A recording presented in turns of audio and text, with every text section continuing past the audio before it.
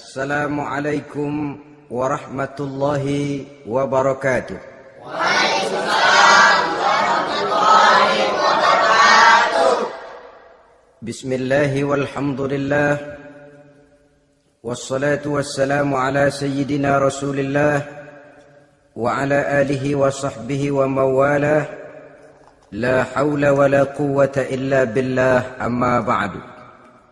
Saudara-saudara kaum muslimin yang berbahagia, di dalam kehidupan ini kita senantiasa mengambil iktibar, contoh dan teladan dari orang-orang sebelum kita.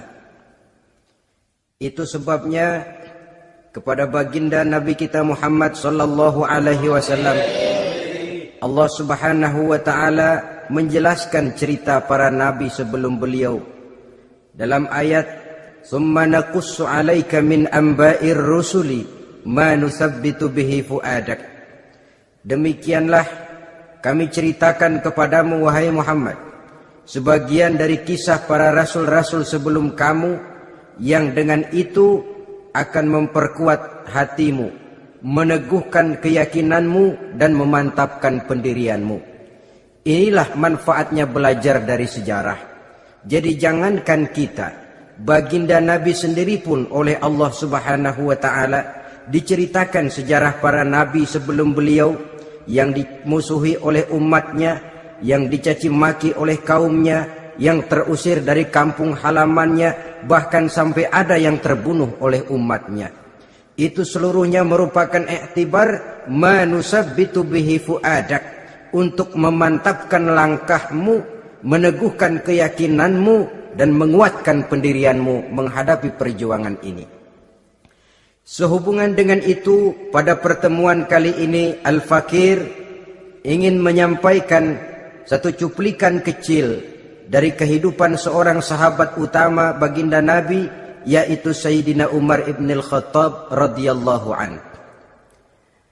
Beliau adalah Umar bin Khattab bin Nufail bin Abdul Uzza dari suku Quraisy golongan Bani Adi. Perawakannya tinggi, kekar dan gagah, melambangkan sifatnya yang pemberani, tegas dan tidak pernah kenal takut kepada siapapun. Sebelum mendapat hidayah, Umar bin Khattab termasuk orang yang berdiri di barisan orang-orang yang memusuhi umat Islam. Ia terperangkap dalam tradisi jahiliyah, di mana gemar berperang dan bermabuk-mabukan juga merupakan hal-hal yang pernah dilaksanakan dalam kehidupannya sebelum beliau masuk ke dalam agama Islam. Oleh karena itu, dalam kehidupan beragama, hidayah merupakan sesuatu yang penting. Bagaimanapun banyaknya dosa dan kesalahan yang telah dilakukan oleh seseorang, tidak seharusnya menyebabkan ia putus asa dari rahmah Allah. Sebaliknya, bagaimanapun banyak kebajikan dan kebaikan yang sudah dikerjakannya, tidak perlu membuat dia besar hati, puas, bangga, apalagi menjadi lalai karenanya. Sebab kita belum tahu akan bagaimana ujung perjalanan dari kehidupan kita ini. Saudara-saudara, kisahnya pun masuk Islam merupakan peristiwa yang menarik. Pada satu hari, dengan pedang terhunus, Umar bin Khattab menuju Darul Arqam, tempat di mana baginda Nabi biasa berkumpul dengan para sahabat. Melihat mukanya yang beringas, matanya yang nanar, orang sudah menyangka dan mengerti ini tentu akan terjadi pembunuhan. Dalam perjalanan menuju Darul Arqam, Umar bertemu dengan Nuaim bin Abdullah. Nuaim bertanya, "Ya Umar, mau kemana ente?" "Mau membunuh itu, si murtad itu." "Si murtad yang mana?" "Yang mana lagi? Itu yang memecah belah kita, yang menghina berhala-berhala kita, yang menjelek-jelekkan nenek moyang dan keturunan kita. Siapa lagi kalau bukan Muhammad?" Kata Nuaim, "Umar, enggak salah. Tidak salah lagi. Salah Umar. Salah kenapa? Apa kamu nggak malu?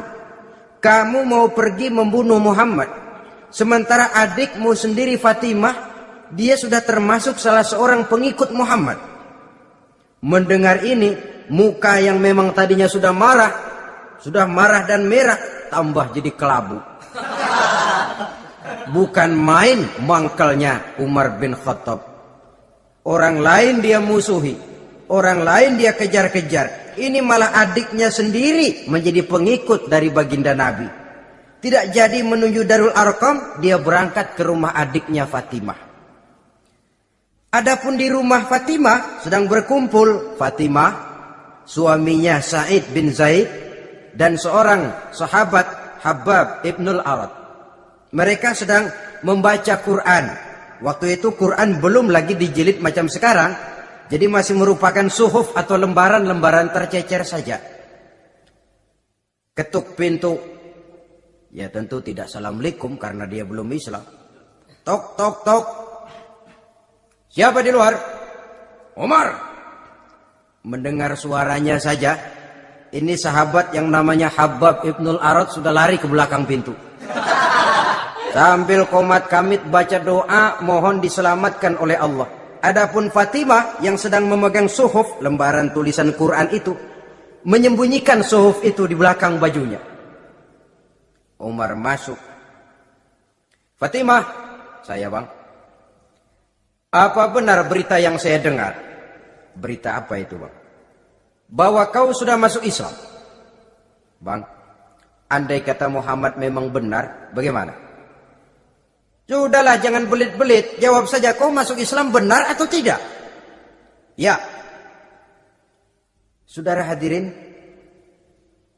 begitu dikatakan iya, tangannya langsung melayang, menampar muka adiknya ini, sehingga mengalir darah dari hidungnya. Suaminya Sa'id bin Zaid yang mencoba melindungi istrinya, dipegang lehernya, dibanting, diduduki dadanya.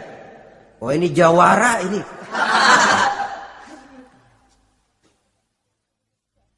Namun pada saat sedemikian, suara kebenaran terpantul dari mulut Fatimah, adik dari Umar bin Khattab ini. Umar, apakah engkau memukul orang yang bersaksi bahwa tidak ada Tuhan melainkan Allah dan Muhammad Rasulullah? Apakah engkau menganiaya seseorang yang terpanggil untuk mengikuti kebenaran? Manusia macam apa engkau Umar? Saudara, memang dia orang keras, tapi hatinya mudah menerima kebenaran. Sehingga mendengar kalimat adiknya ini tercenung dia sejenak, melongok, bengong kata anak sekarang.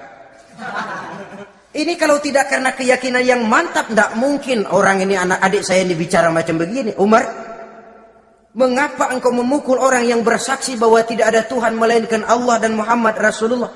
Mengapa engkau pukul orang yang mengikuti kebenaran, menerima hidayah dari Allah? Begitu yakin dan mantapnya, walaupun di tengah satu hal yang sangat menakutkan. Siapa yang tidak takut orang Quraisy berhadapan dengan Umar bin Khattab yang dikenal sebagai singa padang pasir pada waktu itu? Malahan dia termasuk salah seorang jagoan. Di tradisi masyarakat jahiliyah itu ada satu pasar yang namanya pasar Ukaz. Tiap tahun di pasar itu diadakan pesta. Pertama pertandingan syair. Jadi penyair waktu itu jadi kebanggaan. Syair-syair yang menang itu digantung di dinding Ka'bah. Jadi setiap suku akan bangga kalau mempunyai ahli syair yang hebat. Nah, lalu diadakan juga lah perlombaan balap kuda, memanah, termasuk gulat. Lah Umar ini tiap kali pertarungan mesti menang. Belum pernah ada yang berhasil mengalahkan dia. Jawara. Saudara-saudara, mendengar adiknya begitu mantap hatinya, apalagi ketika adiknya berkata begitu, suhuf, lembaran yang disembunyikan di belakang bajunya tersembul. Apa yang kau sembunyikan di balik bajumu itu? Suhuf. Apa suhuf itu? Lembaran Al-Quran. Coba saya lihat. Enggak boleh. Kenapa? Kamu kotor. Orang kotor tidak boleh megang Quran. Saya mau lihat. Enggak boleh. Kalau kamu mau lihat, mandi dulu. Diturutinya permintaan adiknya itu. Lalu diambilnya suhuf tadi. Dia baca. Kebetulan ayat yang dibacanya ayat pertama dari surah Toha yang berlanjut dengan ayat 14 pada surah yang sama. Dia baca, Bismillahirrahmanirrahim. Toha, ma anzalna ilaikal Qur'ana litashqa illa tazkiratan liman yakhsha. Toha, tidaklah aku turunkan Al-Quran ini untuk bikin sukar manusia, melainkan merupakan pengingat bagi orang-orang yang takut kepada Allah. Lalu pada ayat ke-14, Innani anallahu la ilaha illa ana fa'budni. Sesungguhnya akulah Allah, tidak ada Tuhan melainkan aku, maka hendaknya hanya kepadakulah kamu menyembah. Wa aqimis sholata li dzikri, dirikanlah salat untuk mengingat aku. Innas sa'ata atiyatun akadu ukhfiha litujza kullu nafsin ma tas'a. Sesungguhnya kiamat itu pasti akan datang, yang sengaja waktunya kami tidak beritahukan kepada kamu semua, untuk kami balas segala setiap orang tentang apa saja yang telah mereka lakukan dalam kehidupan di dunia ini. Setelah membaca ayat ini, gemetar tangannya. Ini sih nggak main-main ini. Ini belum pernah saya baca ajaran semacam ini. Tidak patut orang yang mempunyai kitab suci semacam ini dimusuhi. Ini sesuatu yang benar, tergetar jiwanya. Hei Fatimah, Muhammad di mana Muhammad? Saya tidak akan memberitahu kepada kamu. Di mana?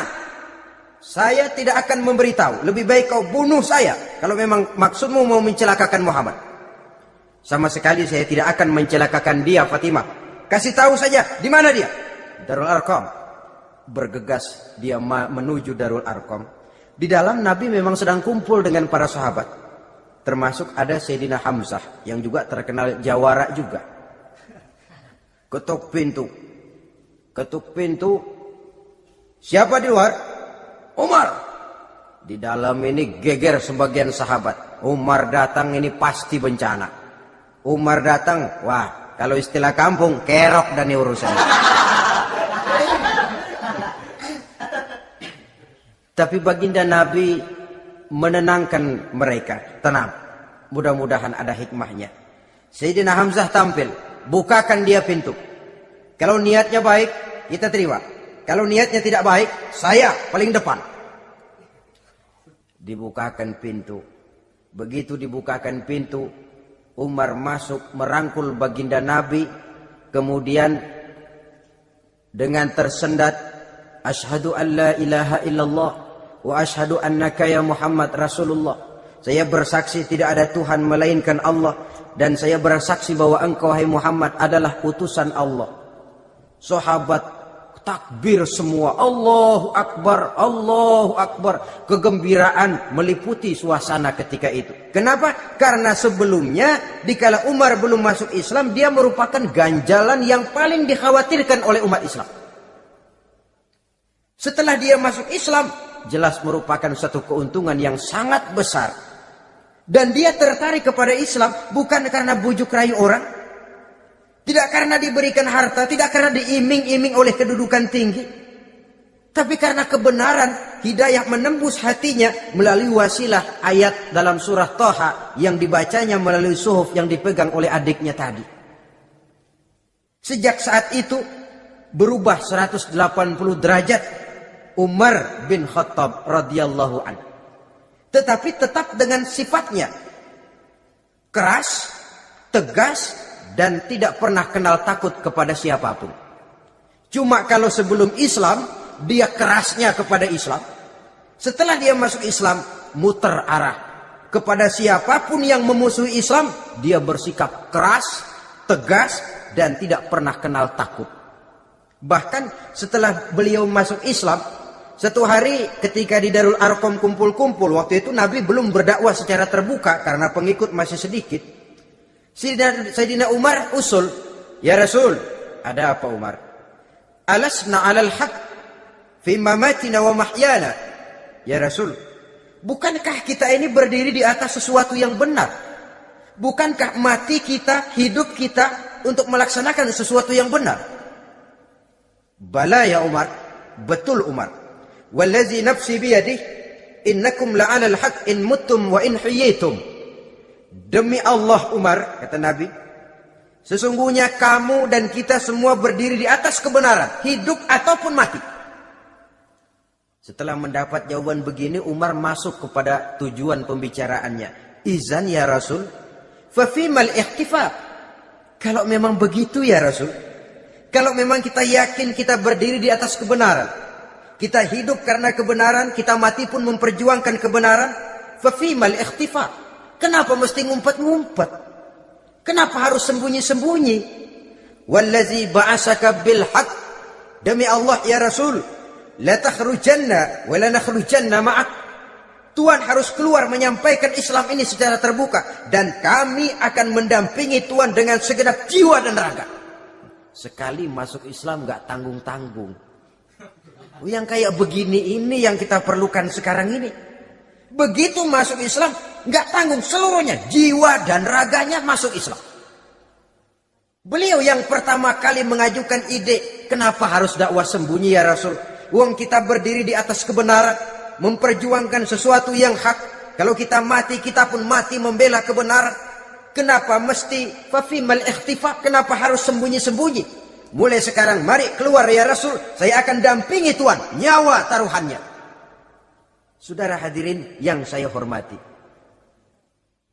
selalu dia tempat-tempat yang pernah dia melaksanakan maksiat sebelum dia Islam, selalu dia kunjungi sampai dia berkata, tidak ada tempat yang pernah saya melakukan kesalahan sebelum saya Islam yang harus saya tutupi dengan kebajikan setelah saya Islam sekarang ini. Bahkan ada satu riwayat menjelaskan beliau itu yang tinggi badannya, kekar perawakannya, gemetar orang ngadepin dia. Tapi beliau sendiri sangat mudah gemetar kalau sudah mendengar ayat-ayat Allah. Sehingga ada satu riwayat menjelaskan Sayyidina Umar itu setelah masuk Islam, kalau sholat kadang-kadang bila menoleh ke kanan beliau senyum, bila menoleh ke kiri beliau menangis berurai air mata. Ada orang bertanya, ya Umar, kenapa menengok ke kanan kau senyum, ke kiri kau menangis?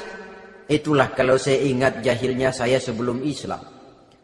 Adapun bila saya menoleh ke arah sebelah kanan saya tersenyum, teringat betapa dulu saya membuat berhala dari korma. Saya tumpuk-tumpuk, saya susun begitu rupa. Setelah saya sembah, saya makan itu korma. Gagah betul saya waktu itu, sampai Tuhan pun saya makan. Adapun kalau saya menoleh ke kiri, teringat putri kesayangan saya yang terbawa oleh tradisi jahiliyah, takut menanggung aib, merasa malu mempunyai anak perempuan sampai dia terkubur hidup-hidup. Berurai air mata saya mengingat semua itu. Padahal Nabi sudah memberikan jaminan. Sebab saudara jangan lupa, orang kafir masuk Islam, dalam Islam itu dihitung dari bayi lagi. Dari nol, itulah untungnya. Jadi misalnya sudah 60 tahun, dari kecil sampai 60 tahun kafir. Umur 61 masuk Islam. Nah, sejak umur 61 itulah yang dihisab oleh Allah. 60 tahun ke bawah gratis bersih pemutihan. Istimewa betul.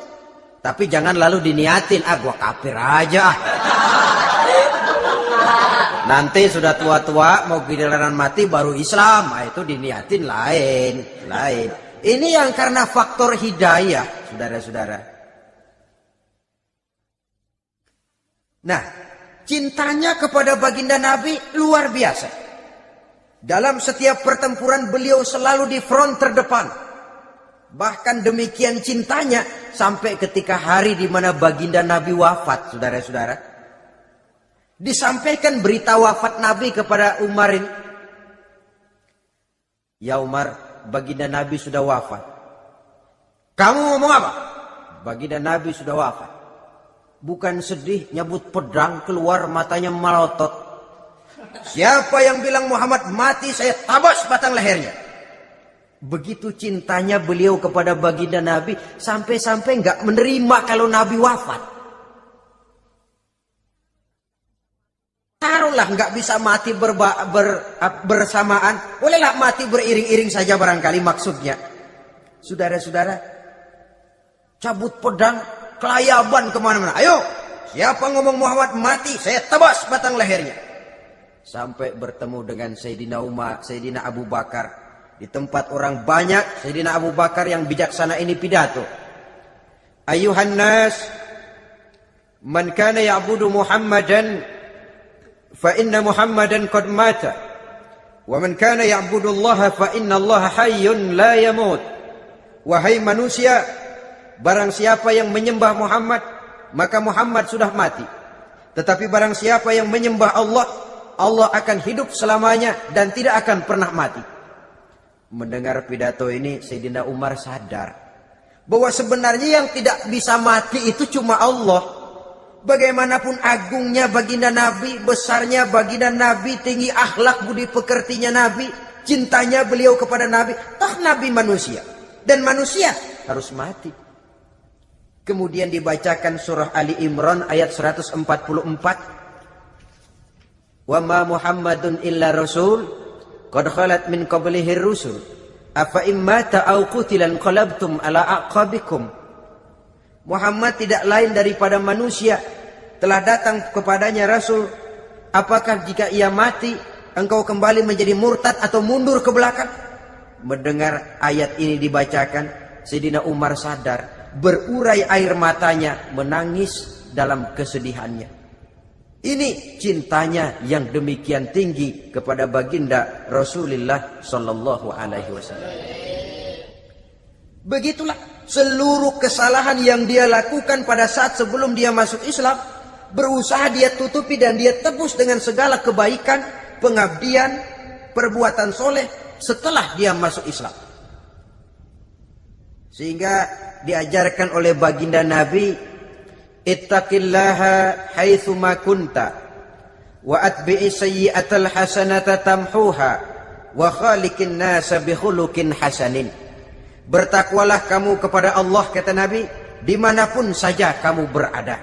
Jadi takwa tidak kenal tempat. Dimanapun saja kamu berada, bertakwalah kepada Allah. Di rumah takwa, di pasar takwa, di kantor takwa, di tengah orang banyak takwa, pada waktu sendirian takwa. Ittaqillaha haitsu ma kunta. Bertakwalah kau kepada Allah dimanapun saja kamu berada. Jangan takwa pakai tempat. Di masjid takwa, di kantor nyolong.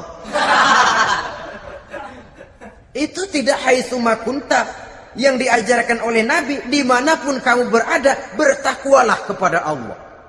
Wa atbi'i sayyi'atal hasanah tamhuha. Dan iringi perbuatanmu yang salah dengan kebaikan. Jadi kalau satu saat terselip kita berbuat salah, cepat iringi dengan kebaikan. Tamhuha, dengan harapan kebaikan yang kita kerjakan akan menutupi dosa yang terselip kita lakukan. Ngomongin orang, astagfirullahaladzim, banyak istighfar. Istighfarnya mudah-mudahan bisa nutupin dosa karena ngomongin orang. Tapi jangan lalu tambal sulam, ngomongin orang istighfar, terus ngomongin lagi istighfar lagi. Itu tentu tidak bisa dengan cara begitu. Barangkali terselip pernah mengambil harta orang tanpa alasan yang hak, imbangi dengan rajin sedekah misalnya. Barangkali pernah menyakiti hati orang, imbangi dengan perbuatan yang bisa menyenangkan hati orang lain.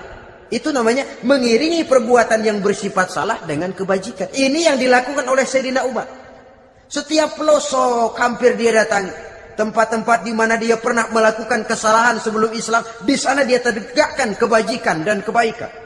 Kegagahannya, keperkasaannya, keberaniannya sepenuhnya bulat-bulat sudah diwakafkan untuk kepentingan Islam. Saudara hadirin yang saya hormati, diperlukan orang-orang yang punya keberanian macam Sayyidina Umar. Berani karena panggilan hidayah, bukan berani babi.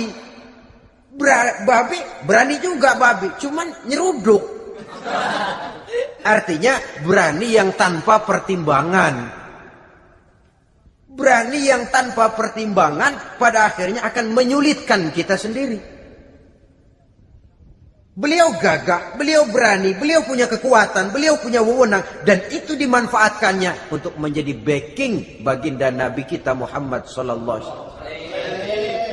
La takhrujanna wa la nakhrujanna ma'ak ya Rasul. Rasul, keluar, sampaikan dakwah secara terbuka. Saya akan mendampingi Tuhan. Jika ada yang ganggu Tuhan, saya paling depan. Backing yang mendampingi Rasul untuk menyampaikan risalah Islamiyah ini. Saudara hadirin yang saya hormati, wa khaliqin nasa bi khuluqin hasanin, kata Nabi, dan pergaulilah manusia dengan akhlak yang baik, karena dengan ini kau bisa mengambil hati orang. Dalam hadis lain katakan, innakum la tas'una an-nasa bi amwalikum walakin yas'uhum minkum bastul wajhi wa husnul khuluq. Kamu tidak akan bisa menyenangkan orang banyak dengan hartamu, tapi kamu bisa ambil hati mereka dengan budi pekerti yang luhur dan muka yang manis. Dengan harta belum tentu kita bisa menyenangkan semua orang, tapi budi pekerti yang luhur, muka yang manis, itu yang akan bisa membuat kau menyenangkan orang banyak. Setelah baginda Rasul wafat, pernah ketika berkumpul, Sayyidina Abu Bakar berkata kepada Sayyidina Umar, "Ya Umar, saya baiat kamu untuk menjadi khalifah." Jawab beliau, "Sayalah yang akan membaiat Tuan. Tapi Anda lebih utama dari saya, Umar. Keutamaan saya akan saya berikan kepada Tuan untuk mendukung kekhalifahan Tuan." Di sini kelihatan wataknya yang tidak ambisius. Gagah, berani, perkasa, tapi tahu diri. Enggak nyelonong. Tidak menggunakan kekuasaannya, kegagahannya untuk maksud yang sewenang-wenang. Oleh karena itu setelah Sayyidina Abu Bakar wafat, beliau dilantik menjadi khalifah, keluarlah pidatonya yang terkenal. Ayuhan nas, inni qad wullitu alaikum walastu bi khairikum. Hai manusia, aku telah dipilih menjadi pemimpin kamu, padahal aku bukanlah orang yang terbaik di antara kamu. Kalau tidaklah karena aku melihat keutamaan, keteguhan yang dapat melindungi kalian, berat rasanya aku memikul amanah ini. Sebab apa? Alangkah beratnya menunggu datangnya perhitungan di akhirat nanti terhadap Umar. Ini yang jadi motifnya memegang jabatan khalifah. Sungguh berat bagi Umar menunggu datangnya saat perhitungan. Sehingga seolah-olah kalau bisalah jadi Umar bin Khattab saja, jangan jadi khalifah kalau bisa. Tapi boya umat sudah kadang memilih. Sehingga benar kalau dalam satu hadis Nabi pernah mengajarkan jangan memberikan satu jabatan kepada orang yang memintanya. Sebab orang kalau sudah minta jabatan, apalagi pakai jilat-jilat, pakai upeti-upeti, tentu ada tendensinya. Ada batu di balik udang. Kalau udang di balik batu kan mungkin nggak kelihatan, tapi kalau batu di balik udang kelihatan betul itu. Ada maunya, ambisinya. Jangan memberikan satu jabatan kepada orang yang memintanya. Seakan di batinnya Sayyidina Umar menyesali. Kenapa Umar nggak jadi Umar saja, kok mau jadi khalifah gitu? Alangkah berat perhitungan buat saya di akhirat nanti. Nah, setelah jadi khalifah, sebagai satu i'tibar, saya akan mencoba mengemukakan beberapa sifatnya yang menonjol untuk pelajaran buat kita semua. Pertama, sikapnya terhadap keluarganya setelah beliau menjadi khalifah. Kedudukan sebagai keluarga Umar bin Khattab bukan merupakan kedudukan istimewa. Itu ditanamkan betul kepada keluarganya. Jangan karena bapakmu khalifah, lalu mentang-mentang anak khalifah kau merasa dapat fasilitas, merasa bisa berbuat semau-maumu, kau harus punya tanggung jawab dan beban moral, memberikan contoh yang lebih baik kepada rakyat. Ini yang ditekankan kepada keluarganya. Kalau beliau mau mengeluarkan undang-undang, undang-undang itu lebih dahulu dibicarakan di tengah keluarganya, kumpul anak-anaknya, ini akan ada undang-undang begini. Siapa di antara kalian mau mentaati, persilahkan, yang tidak pun persilahkan. Tapi saya ingatkan, kalau ada dari keluarga Umar yang melanggar peraturan yang saya keluarkan ini, saya akan menghukumnya 2 kali lipat karena dia keluarga saya. Menghukumnya 2 kali lipat karena dia keluarga saya. Jadi bukan mentang-mentang anak babe, lalu kebal hukum. Tidak. Siapa yang di antara kalian melanggar peraturan ini, akan aku kenakan hukuman 2 kali lipat karena dia keluargaku. Nah, saudara hadirin yang saya hormati, lalu berwibawa, dijaga betul keluarganya. Suatu hari beliau datang ke rumah putranya Abdullah bin Umar. Ketika masuk dilihatnya Abdullah bin Umar sedang makan daging. Makan daging. Merah muka Umar. Mentang-mentang anak khalifah ya. Mentang-mentang anak Amirul Mukminin ya, kamu makan daging. Lihat tuh rakyat kita masih banyak yang kelaparan, makan daging, makan roti keras. Padahal itu halal. Sesuatu yang diperoleh dengan usahanya sendiri. Tetapi begitu hati-hatinya Umar untuk menjaga pandangan orang. Keluarga khalifah merupakan beban moral sebab akan dijadikan contoh oleh rakyatnya. Mentang-mentang anak khalifah ya, makan daging. Lihat tuh rakyat, roti keras digarotin. Lain saat beliau pergi ke satu pasar. Di situ dilihat ada sapi gemuk-gemuk. Tempat lain sapinya kurus-kurus. Tanya, ini yang gemuk-gemuk sapi siapa? Sapi Abdullah bin Umar. Sapi anaknya. Panggil Abdullah bin Umar, suruh sini. Datang anaknya itu. Abdullah bin Umar, bagaimana ceritanya sampai ini? Begini, Bapak. Dahulu itu dengan uang saya beli sapi kurus-kurus. Lalu saya rawat. Saya berikan upah orang untuk merawat sapi-sapi itu. Sampai sekarang dia menjadi gemuk. Akan saya jual dan keuntungannya tentu sesuatu yang halal. Subhanallah, kata Umar. Kau ini anak Amirul Mukminin. Jual sapimu. Ambil modalnya, untungnya, masukkan baitul mal untuk urus kepentingan orang Islam. Dia nggak mau anaknya terlibat bisnis, ndompleng kekuasaan ayahnya. Karena mentang-mentang anak khalifah lalu segala macam bisnis lancar. Orang takut karena apa? Anak babe. Ada lagi. Pada waktu pembagian harta ghanimah, putri beliau yang namanya Hafsah, ini adalah istri baginda Nabi, meminta bagian. Kaum kerabat ayah, ini kerabat khalifah, kitalah dulu kerabat. Kalau kau kerabatku, maka jatahmu nanti dari ayahmu. Harta ini masih lebih banyak dibutuhkan oleh orang-orang Islam. Nanti belakangan, kalau ada sisanya. Belakangan kalau ada sisanya. La haula wala quwata illa billah.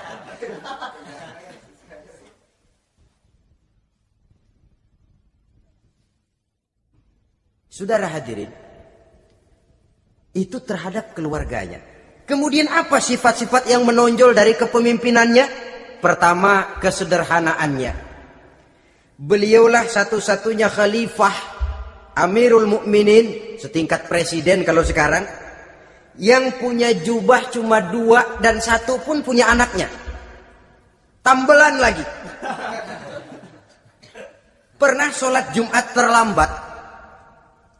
Beliau naik mimbar untuk khutbah, sebelumnya minta maaf dulu. Saudara-saudara, maaf saya terlambat nungguin baju kering. Seorang khalifah nungguin baju kering. Sederhana dalam kehidupannya. Mari kita ambil satu cerita lagi. Pada waktu beliau jadi khalifah, yang diangkat jadi gubernur di Mesir adalah Amr bin As. Amr bin As hidupnya lebih mirip kaisar. Istananya besar, pakaiannya bagus-bagus. Nah, yang paling mengganggu pikiran Amr bin As, di sebelah istananya ini ada gubuk reot kepunyaan orang Yahudi lagi. Ini nggak pantas bener, masa di samping istana gubernur ada gubuk reot. Orang Yahudi lagi yang punya. Ini mesti, udah bikin saja rencana, panggil dinas tata kota, bikin planning. Di sini mau dibangun masjid, proyek negara. Bikin gambarnya, susun anggarannya, tender. Saudara-saudara, si Yahudi yang punya gubuk reot dipanggil. Yahudi, ada apa, Pak? Kamu tahu nggak? Enggak. Iya, memang belum saya kasih tahu.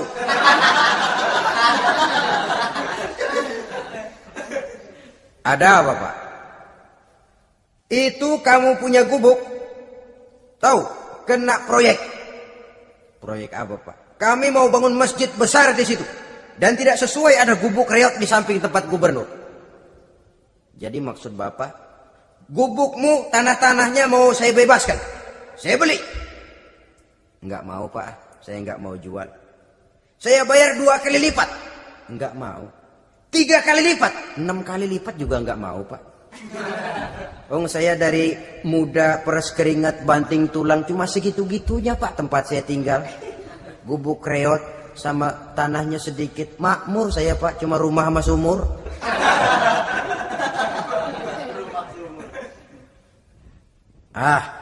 Ini Yahudi kelewatan juga. Akhirnya turun perintah, sudah, kalau dia nggak mau dibebaskan, gusur saja, tarik, ambil bulldozer. Gusur. Yahudi ini berurai air matanya. Aduh, begini jadi rakyat kecil. Udah jatuh ketiban ember lagi. Tapi pikir-pikir Amr bin As kan bukan yang paling atas. Dia kan cuma pejabat, masih ada atasannya lagi. Lapor, lapor. Yahudi ini berangkat ke Madinah. Bayangkan dari Mesir ke Madinah. Jalan. Di sepanjang jalan dia berpikir membanding-banding. Kalau gubernurnya saja istananya begitu mewah, apalagi khalifahnya. Kalau gubernurnya galak main gusur, apalagi khalifahnya. Dan saya bukan orang Islam, apa dia lemin ngadu? Apa dapat tanggapan? Berangkat dia sambil harap-harap cemas. Sampai di pintu kota Madinah, dia temui orang lagi tidur di bawah pohon korma. Selamat siang, Pak. Ada apa? Pak. Apa? Mau lapor. Lapor apa? Bapak tahu Khalifah Umar bin Khattab? Tahu? Istananya di mana, Pak? Istananya di atas lumpur. Di atas lumpur. Di atas lumpur. Pengawalnya banyak, Pak. Banyak. Siapa, Pak? Yatim piatu, janda-janda tua, orang-orang miskin, orang-orang lemah, itu pengawalnya. Pakaian kebesarannya apa sutra apa, Pak? Pakaian kebesarannya malu dan takwa. Saya nggak ngerti, Pak. Itulah Umar bin Khattab. Lalu orangnya sekarang di mana, Pak? Di depan ente. Rupanya yang dia tanya itulah orangnya. Gemeter Yahudi ini, keringat bercucuran. Coba, istananya di atas lumpur. Sebab beliau berprinsip, bagaimana saya bisa menghayati nasib rakyat kalau saya tidak merasakan apa yang mereka rasakan? Bagaimana saya nggak bisa tahu sakitnya lapar kalau saya belum pernah kelaparan? Itu prinsipnya. Istananya di atas lumpur. Para pengawalnya yatim piatu, janda-janda tua, orang-orang miskin, orang-orang lemah dan tidak mampu. Dan pakaian kebesarannya malu dan takwa. Kamu dari mana? Dari Mesir, Pak. Ada apa? Mau laporan gubernur Bapak di Mesir yang namanya Amr bin As. Kenapa? Main gusur aja, Pak. Ceritanya? Iya, dia mau bangun masjid. Kebetulan di areal itu saya punya tanah sama gubuk segitu-gitunya. Saya nggak mau dibeli. Digusur, Pak. Saya mau mencari keadilan. Begini. Kamu lihat tempat sampah itu? Lihat. Di situ banyak tulang. Coba kamu ambil kemari satu, tulang unta, bawa sini. Bingung Yahudi. Pak, saya kemari mau cari keadilan. Kalau tulang mah di Mesir juga banyak, Pak. Sudahlah, pokoknya kau ambil saja tulang itu. Dicoker-coker, dapat, dikasih. Tulang itu digaris lurus oleh Sayyidina Umar dengan ujung pedang. Red. Nah, nih, kau bawa kepada Amr bin As. Makin bingung itu Yahudi. Suruh bawa tulang cuman digaris. Nanti saya ngomong apa, Pak? Sudahlah, kasih saja. Pulang dia. Sampai di Mesir, Tuan Gubernur, ada apa? Saya baru menghadap khalifah. Kemudian beliau sampaikan ini, dikasih tulang. Amr bin As ngelihat tulang ada goresan lurus dengan ujung pedang, gemetar, badannya keluar keringat dingin, panggil kepala proyek, proyek batal, masjid nggak jadi didiriin, itu gubuk Yahudi diriin lagi. Ini Yahudi makin bengong, ini gubernur dapat tulang doang segitu takutnya. Ada apa sebenarnya Tuan Gubernur? Kamu tahu, ini nasihat pahit buat saya dari Amirul Mukminin Umar bin Khattab. Seolah-olah beliau bilang, hai Amr bin As, jangan mentang-mentang sedang berkuasa ya. Pada satu saat kau akan jadi tulang-tulang kayak begini. Maka mumpung kamu masih hidup dan berkuasa, berlaku lurus dan adillah kamu seperti lurusnya garis di atas tulang ini. Red.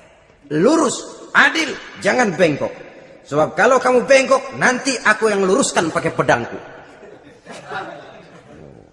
Siapa yang nggak ngeper digituin? Sampai akhirnya apa? Kata si Yahudi, Pak, kalau begitu Islam adil ya. Adil. Kalau gitu biarin dah, Pak.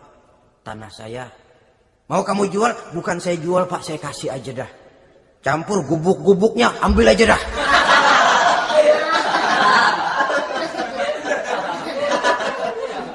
Masuk Islam si Yahudi ini oleh karena keadilan dari Umar bin Khattab. Begitulah kesederhanaan hidupnya. Sampai saudara, yang ironi betul,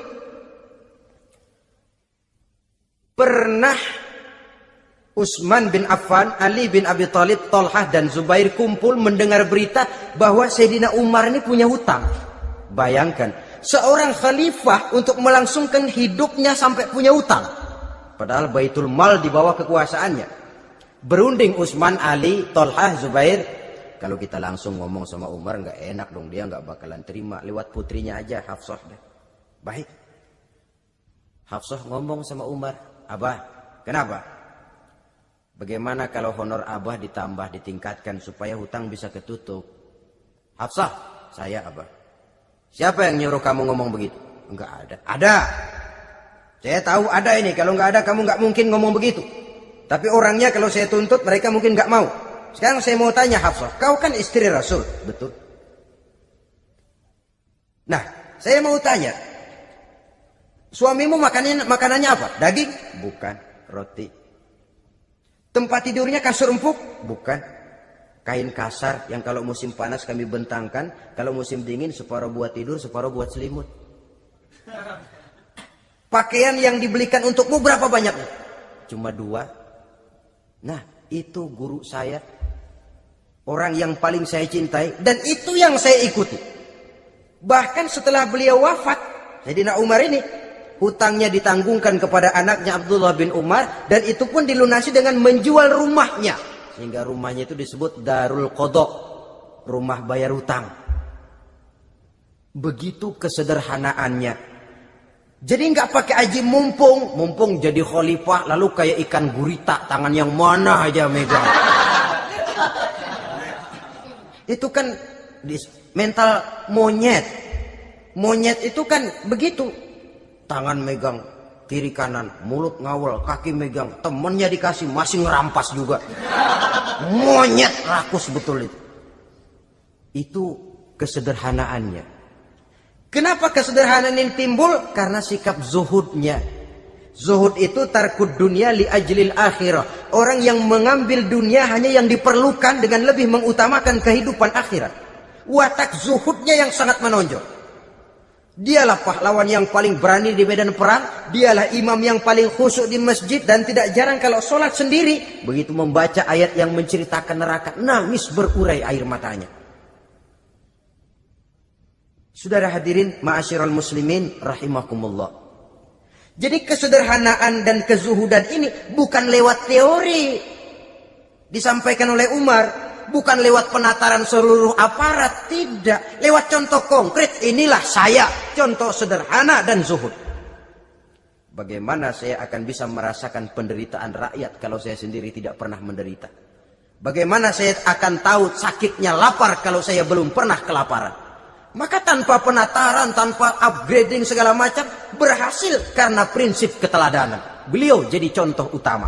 Dan sumber utamanya tentu tidak lain karena contoh dari baginda Nabi besar Muhammad SAW. Dua, sederhana. Yang kedua, zuhud. Yang ketiga, sifat yang menonjol dari kekhalifahannya adalah adil. Kalau sudah bicara soal hukum, dia tidak pernah kenal kompromi.